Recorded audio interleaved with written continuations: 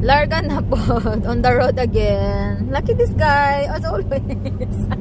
Uy, naay nakapaldo. But, kuan, ay, naku mo, lagi ni Karon. Yaya ka na excited rapod ko PIF.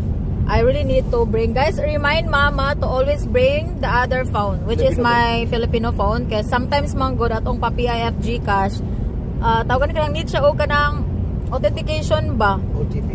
So anyway, ay nakapaldo ka ganina. Grabe akong pa-explain.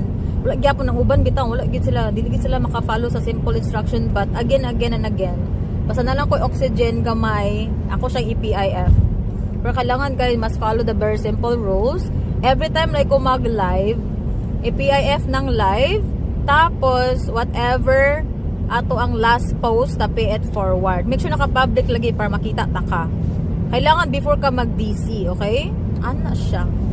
Then magkuha lang ko sa new comments, most relevant comments, kay para mag-pop out siya. Tapos make sure nga nanabitaw ka sa live, tapos naka new relevant comment ka para ana siya. Unless makita ta ka from last century comment, then pwede rapod, pero dagan kay mo sa ngatanan.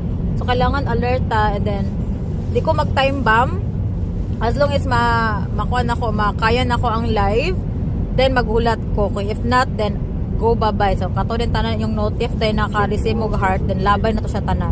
Ana siya, okay? So alert na ta sa atong pa magamay madako PIF.